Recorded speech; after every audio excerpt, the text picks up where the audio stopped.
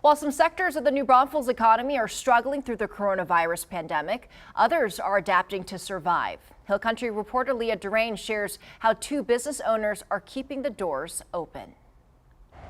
Another casualty of the coronavirus pandemic, the New Braunfels Smokehouse restaurant is closed, although fans can still order smoked meats and other treats online.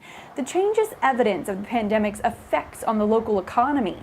In the first half of the year, at least 5,500 New Braunfels workers lost their jobs. But other sectors are surviving and even thriving. Sales tax is up by 5% over last year.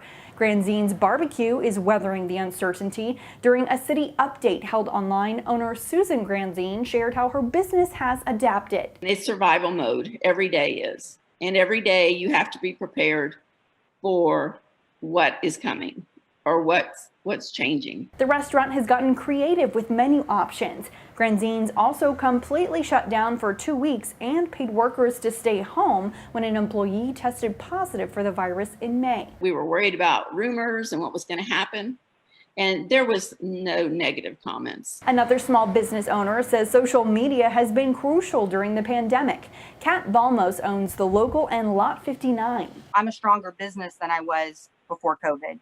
I'm a stronger business owner.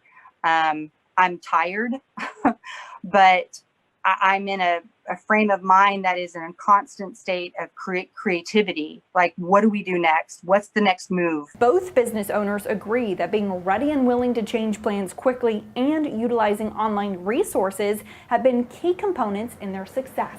I'm Leah Durain, the KENS 5 Hill Country reporter.